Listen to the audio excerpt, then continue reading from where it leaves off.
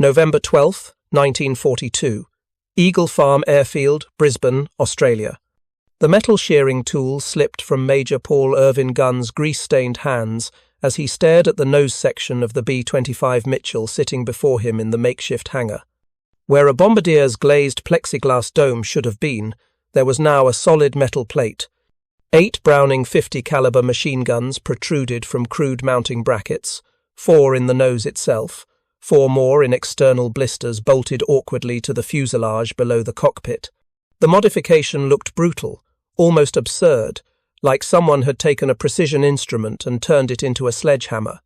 Yet this 43-year-old former Navy Chief Petty Officer, with only a 6th-grade education, was about to fundamentally alter the mathematics of naval warfare in the Pacific.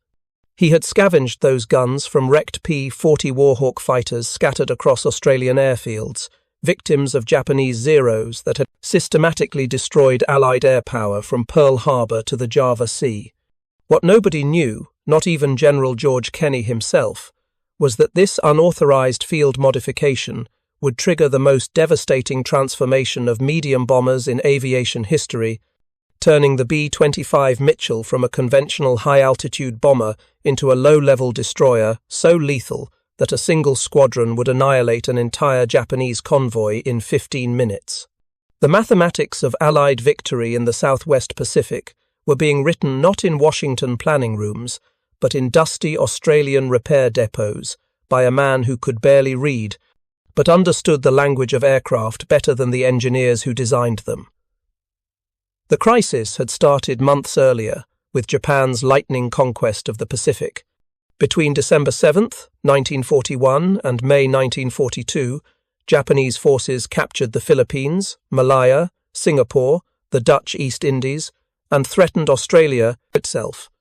Allied air power had proven catastrophically ineffective against Japanese shipping. High-altitude bombing of enemy convoys yielded dismal, almost humiliating results. B-17 Flying Fortresses, America's vaunted strategic bombers, dropped thousands of tons of ordnance on enemy ships with hit rates below 2%. The problem was mathematical and merciless. A ship travelling at 20 knots could easily maneuver out of the way between the time a bombardier released his payload at 15,000 feet and when those bombs reached sea level. 23 seconds later, Japanese convoys sailed unmolested across the Bismarck Sea, reinforcing garrisons throughout New Guinea, while Allied bombers watched helplessly from altitude, burning fuel and accomplishing nothing. By mid-1942, conventional bombing doctrine faced complete operational bankruptcy in the Pacific theatre. Something radical had to change, and that change would come from the most unlikely source imaginable. If you're enjoying this deep dive into the story, hit the subscribe button and let us know in the comments from where in the world you are watching from today. Paul Irvin Gunn was born October 18, 1899 in Quitman, Arkansas, the son of blacksmith Nathaniel Hezekiah Gunn. He left school after 6th grade, but possessed an intuitive mechanical genius that formal education could never teach. The boy could diagnose an engine problem by sound, could fabricate parts from scrap metal, could look at a broken machine and simply see how to fix it. In 1918, as the Great War ended, young Gunn enlisted in the Navy as an aviation mechanist's mate. He learned to repair aircraft while secretly teaching himself to fly, purchasing his own surplus biplane with saved wages. By 1923, the Navy recognized his flying abilities and made him a naval aviation pilot, one of the rare enlisted aviators in the service, a man who flew fighters without the benefit of an officer's commission. For 21 years, Gunn flew from aircraft carriers like the USS Langley and USS Saratoga, served in the legendary Top Hatters fighter squadron, became a flight instructor at Naval Air Station Pensacola, and absorbed every aspect of naval aviation. He retired as a chief petty officer in December 1939 and moved with his wife, Clara Louise, nicknamed Polly, and their 4 children to Manila, where he founded Philippine Airlines with a fleet of 4 Red Beechcraft Model 18 aircraft. He was building something, a business, a future, a life far from war. When Japan attacked Pearl Harbor on December 7, 1941, Gunn's quiet retirement ended instantly. The Philippines came under assault hours later. MacArthur's Far East Air Force commissioned Gunn as a captain and put him in command of a hastily organized air transport squadron. For 6 desperate weeks, Gunn flew Philippine Airlines aircraft and military transports throughout the collapsing defensive perimeter, shuttling supplies to Bataan, evacuating personnel, making runs to still friendly bases across the Pacific. On one mission, he flew an unarmed transport into Bataan under Japanese fire to deliver medical supplies to the besieged troops, earning him the Distinguished Flying Cross. His courage was magnificent, but his heart was breaking. Gunn's family remained in Manila. As Japanese forces closed on the capital in early January 1942, he was ordered to fly key personnel to Australia. He gave Polly a wad of cash and every assurance he could muster before departing, convinced he would return within weeks to rescue them. He never got the chance. On January 20th, 1942, Japanese forces interned his wife and 4 children at Santo Tomas University, along with 3,000 other Allied citizens. Polly Gunn, their sons Paul and Nathaniel, and daughters Connie and Julie would remain imprisoned for the next 3 years, enduring starvation, disease, and systematic brutality. The news reached Pappy, as younger pilots had begun calling him, while he was stationed in Australia. His family was behind enemy lines, starving in an internment camp, and he was powerless to reach them. That moment transformed Paul Gunn from a transport pilot into a man possessed by a singular mission: to win the war fast enough to save his family. Every modification he would make, every risk he would take, every regulation he would break, stemmed from that desperate calculation. His motivations were deeply personal, but his methods would change history. In Australia, Gunn threw himself into any task that would hurt the Japanese. He assembled crated P-40 Kitty Hawks, arriving from America, working 20-hour days. He led ferry flights of fighters from Brisbane to Java, navigating through Japanese-controlled airspace in his Beechcraft. He flew B-17 bombing runs on unauthorized missions against Japanese convoys.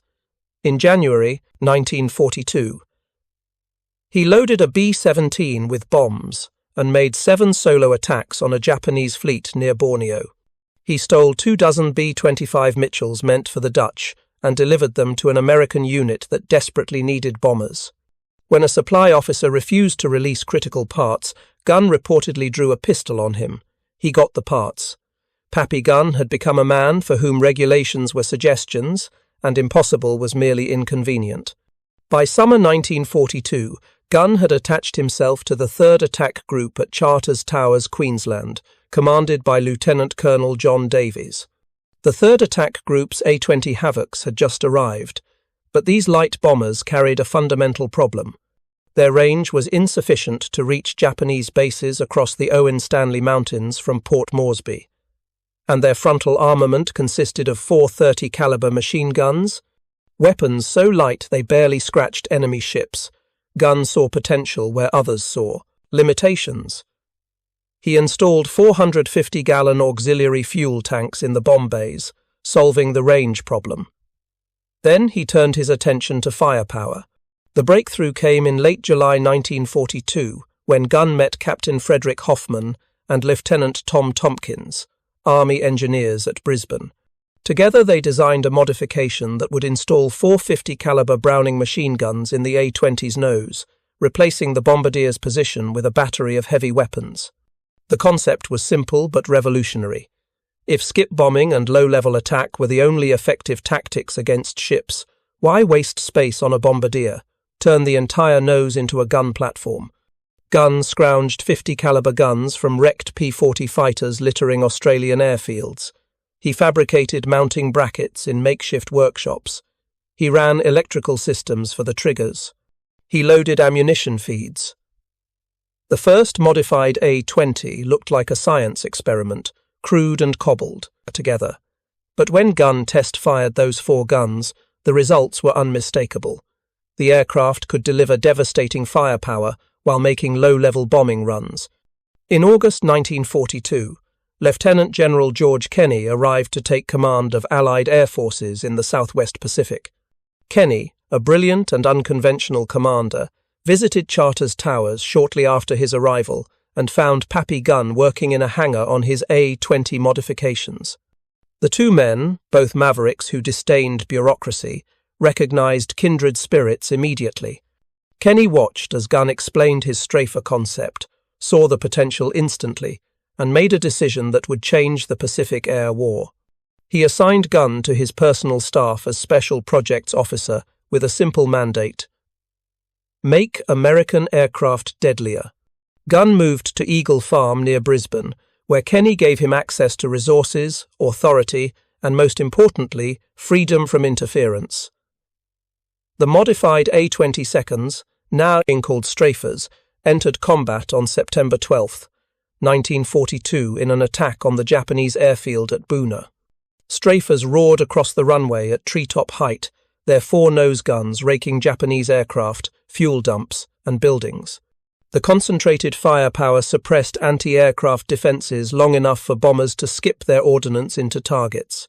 Enemy casualties were catastrophic, Allied losses were minimal. Kenney immediately ordered more A-22s converted and told Gunn to think bigger. The B-25 Mitchell medium bomber presented both greater challenges and greater opportunities. Larger than the A-20, the Mitchell could carry heavier loads, had longer range, and could accommodate even more guns. Gunn began work on the first B-25 strafer in November 1942, working with Jack Fox, North American Aviation's senior technical representative in the Pacific. Together, they developed a field modification package that would transform the Mitchell from a conventional bomber into a flying battleship. 450 caliber guns were installed in the nose where the bombardier's station had been. But Gunn didn't stop there. He added 4 more 50 calibers in external package blisters, 2 on each side of the forward fuselage below the cockpit. These cheek guns gave the strafer B-25 a total of 8 forward-firing heavy machine guns, all controlled by the pilot. The top turret's 250 calibers could also be rotated forward, bringing potential forward firepower to 10 guns when needed. The mathematics were brutal. 8 guns firing simultaneously meant 6,400 rounds per minute. That's 107 rounds per second. The weight of fire alone was over 200 pounds of lead per second hammering into a target. The first B-25 strafer, nicknamed Margaret, arrived at Charters Towers on December 8, 1942, assigned to the 90th Bomb Squadron of the 3rd Bomb Group. Pappy Gunn personally test flew the aircraft, pushing it through violent manoeuvres that would have terrified factory test pilots. Engineers at Wright Field, learning of the modifications, sent urgent cables warning that the alterations were dangerous and the aircraft should be grounded immediately. Gunn's reported response became legendary. Put center of gravity calculations in storage for the duration. We have a war to fight. He did make practical adjustments, keeping the nose wheel on the runway until 120 miles per hour instead of the usual 80 and making turns at 170 instead of 120. The plane flew, the guns worked. That's all that mattered. By January 1943, an entire squadron of Strafer B-25 seconds had been converted. Gunn moved the modification program to Townsville, where air depot groups at Mount Louisa could work on multiple aircraft simultaneously. Pilots trained intensively on the new tactics. Skip bombing had been developed earlier by Major William Benn and the 43rd Bomb Group's B-17 crews, dropping bombs at ultra-low altitude so they would skip across the water like stones and slam into ship hulls below the waterline. Combined with Gunn's strafer modifications, skip bombing became devastatingly effective. The strafers would attack first at wavetop height, sometimes as low as 50 feet, their 8 nose guns hammering ship superstructures and suppressing anti-aircraft fire. While enemy gunners dove for cover, the bombers would release 500-pound bombs with special fuses. The bombs would skip across the surface and crash through steel hulls before exploding inside the ships, tearing them apart from within. The transformation of Gunn's B-25 from unauthorized experiment to official policy accelerated when Kenney sent him to the United States in February 1943 to work with North American aviation. At the company's plant near Los Angeles, engineers who had initially declared his modifications impossible watched as he explained how his strafers operated in combat. North American incorporated his innovations into production models. Later B-25 variants, including the G, H, and J models, featured factory-installed forward-firing armament based on Gunn's field modifications. Some J-model strafers eventually carried 18 forward-firing 50-caliber machine guns, making them the most heavily armed aircraft in the American arsenal, a flying battery that could erase targets from existence. The ultimate test of Gunn's vision came in March 1943 with the Battle of the Bismarck Sea. Japanese Imperial Headquarters, desperate to reinforce their crumbling position in New Guinea, organized a massive convoy to transport nearly 7,000 troops and vital supplies from Rabaul to Lae. 8 transport ships would carry the soldiers, escorted by 8 destroyers and covered by approximately 100 fighters. Japanese planners understood the risk, but calculated that determined fighter cover and destroyer escorts would ensure enough troops reached Lae to stabilize the front. What they didn't know was that Allied codebreakers had decrypted their plans, and General Kenney had prepared a reception using tactics and weapons the Japanese had never encountered. On February 28, 1943, at midnight, the Japanese convoy departed Simpson Harbor in Rabaul. Allied reconnaissance aircraft detected them on March 1st, but bad weather initially hampered attack plans. On March 2nd, the weather cleared enough for heavy bombers to attack from altitude, sinking 1 transport. Then the convoy entered range of Kenney's medium bombers, and the strafers went to work. At 9:30 in the morning on March 3rd, Allied formations assembled over Cape Ward Hunt. The attack plan called for coordination between multiple aircraft types. B-17 flying fortresses and conventional B-25 seconds would attack from medium altitude to disperse the convoy and force the ships to break formation. RAAF Beaufighters would sweep in at deck level to strafe anti-aircraft positions with their nose-mounted cannons. Then, at precisely 10 o'clock, Major Ed Larner would lead the 90th Bomb Squadron's 12 Strafer B-25 seconds in the main attack, with P-38 Lightning fighters providing top cover against Japanese Zeros.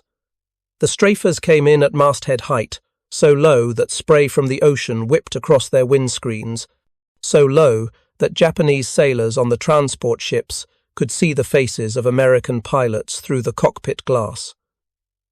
What descended upon them was unlike anything the Japanese Navy had encountered. 12 B-25 seconds, each with 8 50-caliber machine guns in the nose and cheeks, opened fire simultaneously. The combined firepower was apocalyptic. Each 50-caliber Browning fired at approximately 800 rounds per minute. 8 guns per aircraft meant 6,400 rounds per minute per plane. 12 planes meant 76,800 rounds per minute hammering the convoy. The weight of fire was over 200 pounds of lead per second, smashing into wooden decks, steel superstructures, exposed ammunition dumps, and human bodies. The noise alone was overwhelming, a sustained roar that drowned out everything else, a mechanical thunder that seemed to tear the air itself apart. Japanese anti-aircraft gunners, caught completely off guard, had no time to track the attackers. The strafers roared over the ships at 300 miles per hour, and by the time a gunner swung his weapon toward one aircraft, it was already past, and another was bearing down on him. The concentrated fire from 8 heavy machine guns didn't just suppress defensive positions, it obliterated them. Gun crews were cut down where they stood, bridge windows shattered, radio equipment exploded, deck-mounted weapons were torn from their mounts. The psychological effect was as devastating as the profit, physical damage. Sailors who survived the initial pass described it as standing under a waterfall made of metal, an inescapable deluge that found every corner of the ship. While the strafers' guns kept enemy crews pinned down, the pilots released their bombs. The ordnance skipped across the water like stones thrown by giants, bounced once, twice, then crashed through ship hulls below the waterline where armor was thinnest. The bombs, fitted with delayed fuses, penetrated deep into engine rooms and cargo holds before detonating. Ships exploded from within. Others burst into flames as fuel lines ruptured. Still others began listing immediately as seawater poured through basketball-sized holes torn in their hulls. The A-20 Havocs of the 89th Bomb Squadron followed close behind, adding more firepower and more bombs to the carnage. The destruction lasted exactly 15 minutes. By 10:15, all 7 remaining transports had been hit. Many were sinking, their bows rising out of the water as their sterns dragged them down. 3 destroyers were either damaged or already going under, their crews abandoning ship. Japanese hopes for reinforcing Lae were literally sinking into the Bismarck Sea, taking thousands of soldiers who would never fire a shot in combat. Throughout March 3rd and 4th, Allied aircraft returned repeatedly to attack survivors clinging to wreckage and lifeboats. The decision was controversial then and remains controversial now, but the tactical logic was brutal and clear. Every Japanese soldier who reached shore would become part of the garrison defending New Guinea. Every sailor rescued would return to fight another day. The attacks continued until there was nothing left to attack. When the battle finally ended, the statistics told the story of complete catastrophe. All 8 transport ships sunk, 4 of 8 destroyers sunk, the remaining 4 damaged. Approximately 102 Japanese aircraft destroyed in aerial combat, an estimated 2,890 Japanese soldiers and sailors dead, drowned in the Bismarck Sea or killed in follow-up attacks. Of the nearly 7,000 troops in the convoy, fewer than 1,200 reached Lae, arriving without equipment, supplies, or heavy weapons. They were combat ineffective, survivors who had watched their comrades die and their mission fail. Allied losses stood at 13 aircrew killed, 8 wounded, and 6 aircraft lost. The exchange ratio was almost unfathomable. American forces had inflicted losses at a rate exceeding 200 to 1. Japan never again attempted a major convoy operation in waters dominated by Allied aircraft. The lesson was clear and unambiguous. You cannot sail ships through airspace controlled by an enemy who has solved the problem of attacking them effectively. The Battle of the Bismarck Sea marked the moment when naval warfare in the Pacific fundamentally changed. Ships, which had ruled the seas for thousands of years, were now vulnerable to aircraft in a way that made traditional naval operations impossible without air superiority. Pappy Gunn's strafers had been the instrument of that transformation. If you find this story engaging, please take a moment to subscribe and enable notifications. It helps us continue producing in-depth content like this. Gunn himself flew numerous combat missions throughout the war, personally leading strafer attacks despite being 20 years older than most pilots. When he installed a 75mm cannon in a B-25's nose, creating what was essentially a flying artillery piece, he flew the modified aircraft on a raid with the 3rd Bomb Group. The cannon could punch holes through destroyer hulls with a single shot, but the recoil was so violent it slowed the entire aircraft down. Gunn didn't care. If it killed Japanese ships, it was worth doing. By late 1943, entire squadrons of Strafer B-25 seconds were operational. The 300, 45th Bomb Group's 60 aircraft were converted to strafers at Mount Louisa in August 1943. The strafers destroyed Japanese sea traffic, stopped barge transport, and annihilated enemy aircraft on the ground during the New Guinea campaign. They attacked airfields at Rabaul, Wewak, and throughout the Philippines with devastating results. Intelligence reports captured after the war revealed that Japanese troops sometimes abandoned positions entirely when strafers appeared overhead. The sound alone was enough to break morale. Soldiers who had survived strafer attacks described them as inescapable, a mechanical predator that circled and killed with methodical precision. Unit commanders reported to Tokyo that American aircraft had become too dangerous to engage, that air superiority was impossible to achieve, that supply convoys could not be defended. The strategic implications were enormous. Without supply lines, without reinforcements, without the ability to move troops by sea, Japanese positions throughout the Pacific became isolated islands waiting to be overrun. Gunn's modifications had helped create the conditions for island-hopping campaigns that would eventually bring American forces to Japan's doorstep.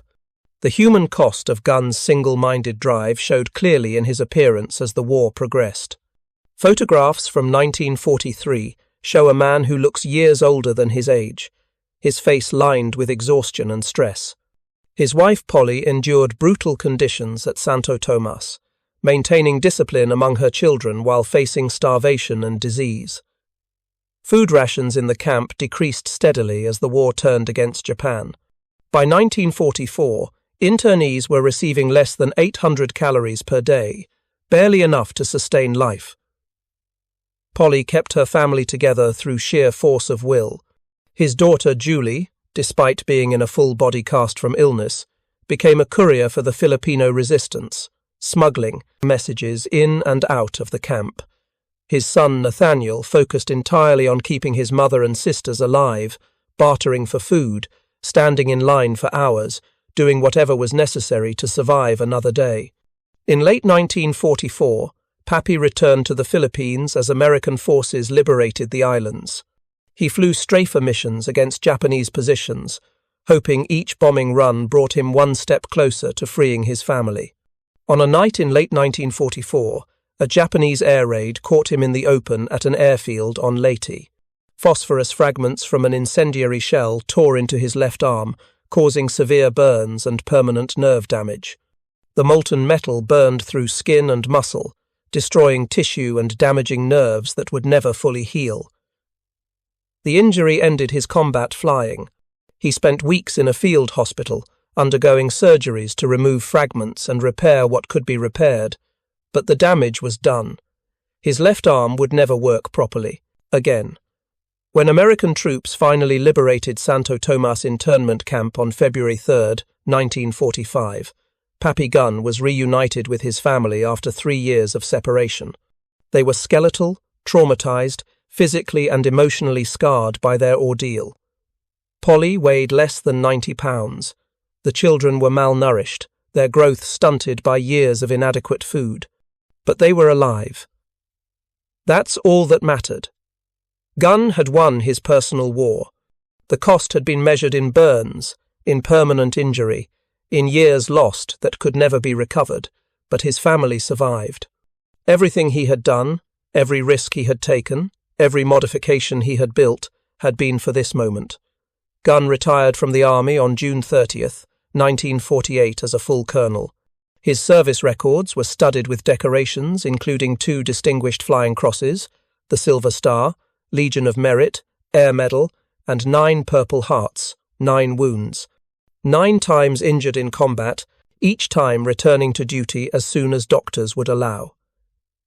He returned to the Philippines and rebuilt Philippine Airlines, which still operates today as one of Asia's major carriers. The airline he founded before the war, the one he left behind when Japan attacked, rose again from the ashes. For 12 years, he flew commercial routes, trained pilots, expanded the fleet, and built a business that would outlive him. On October 11, 1957, Gunn was piloting a charter Beechcraft through a storm over the Philippines when the aircraft crashed, killing him instantly. He was 57 years old. Some reports suggest mechanical failure. Others point to the severity of the storm. The exact cause was never definitively determined. What mattered was that Paul Irvin Gunn died doing what he loved, flying. He was buried at Barrancas National Cemetery at Naval Air Station Pensacola, the same base where he had served as a flight instructor decades earlier, among the naval aviators who came before and after him. The statistical legacy of Papi Gunn's innovations tells the story of transformed aerial warfare. Over 500 B-25 Mitchells were converted to strafer configuration in the Pacific Theater. These aircraft destroyed an estimated 400 Japanese ships, 1,500 aircraft on the ground, and inflicted casualties numbering in the tens of thousands. Pre-strafer B-25 seconds operating at medium altitude achieved hit rates around 5% on shipping. Strafer B-25 seconds attacking at wavetop level achieved hit rates exceeding 75%. The difference was not marginal. It was the difference between ineffective harassment and total destruction. After Gunn's death in 1957, his youngest son, Nathaniel, wrote several books documenting his father's story, ensuring that the man who changed aerial warfare would not be forgotten. Historians rediscovered Pappy Gunn's contributions, recognizing that this obscure transport pilot turned weapons designer had fundamentally altered Pacific aerial warfare. General George Kenney, in his memoir published in 1959, called him the most valuable officer in the 5th Air Force, high praise from a commander who led hundreds of thousands of men. Kenney understood that innovation in war often comes not from headquarters or research laboratories, but from desperate individuals facing impossible problems with inadequate resources and unlimited determination. The Pacific Air War became a laboratory for improvisation, field modification, and tactical innovation, and Gunn's strafers were the ultimate example. The most revolutionary advances often come from people who don't know something is impossible because nobody told them it couldn't be done. Gunn scraped guns from wrecks, fabricated mounts from scrap metal, rewired electrical systems with whatever worked, and created weapons that factory engineers initially declared impossible. When told the modifications would make the aircraft nose-heavy and dangerous to fly, he flew them anyway and proved the engineers wrong. When told he needed formal approval from Washington, he ignored the requirement and built the aircraft anyway, presenting commanders with working weapons rather than paper proposals. His motivations were deeply personal, driven by the desperate need to save his family behind enemy lines. But his methods were purely pragmatic, focused on what worked rather than what was supposed to work. The intersection of personal desperation and mechanical genius produced instruments of war that changed history. Every strafer that flew carried Gunn's fingerprints, his improvised solutions, his refusal to accept limitations imposed by doctrine or engineering theory. The B-25 strafer stands as testament to American improvisation in its finest hour.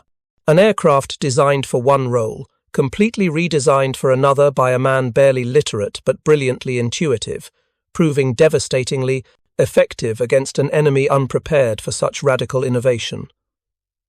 The Battle of the Bismarck Sea remains studied at military academies worldwide as the perfect example of coordinated air-sea denial operations. The tactics developed there became standard throughout the Pacific and influenced post-war attack aircraft design.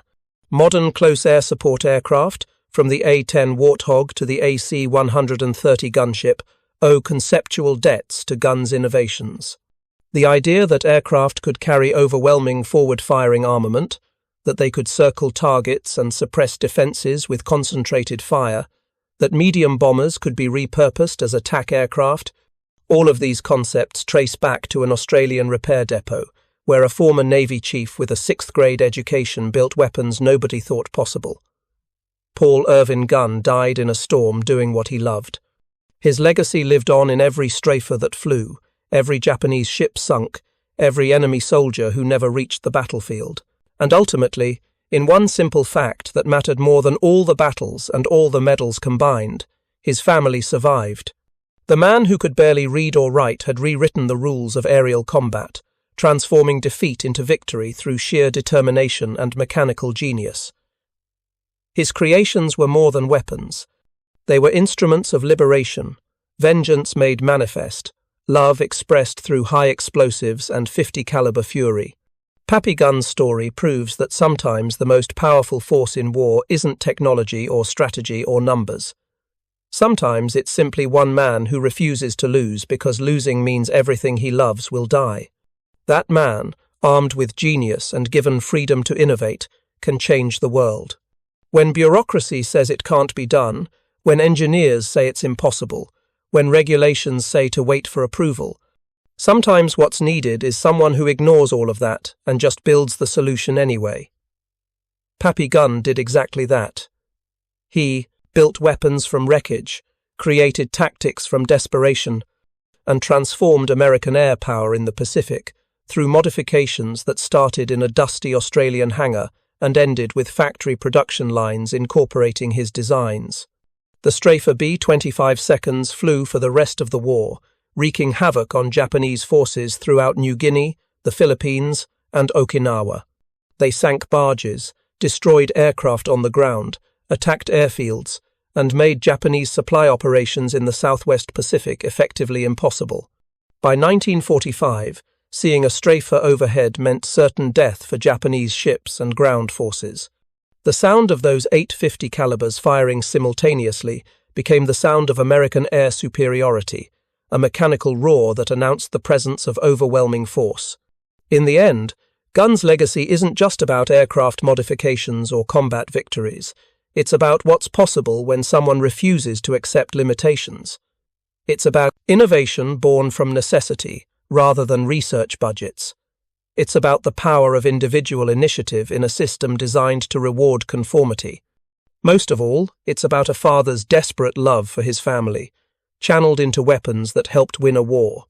Every bomb that skipped into a Japanese ship, every burst of 50 caliber fire that suppressed enemy defenses, every pilot who came home because strafers had cleared the way, all of it traces back to a man who simply wouldn't accept that his family might die while he stood by helpless. That refusal to accept defeat, that determination to find a solution no matter how unconventional, that willingness to break rules and ignore regulations in pursuit of what actually worked, those qualities made Papi Gunn irreplaceable. General Kenney recognized it. The pilots who flew strafers recognized it. The Japanese who faced those weapons certainly recognized it. And history, eventually, recognized it too. Thank you for watching. For more detailed historical breakdowns, check out the other videos on your screen now, and don't forget to subscribe.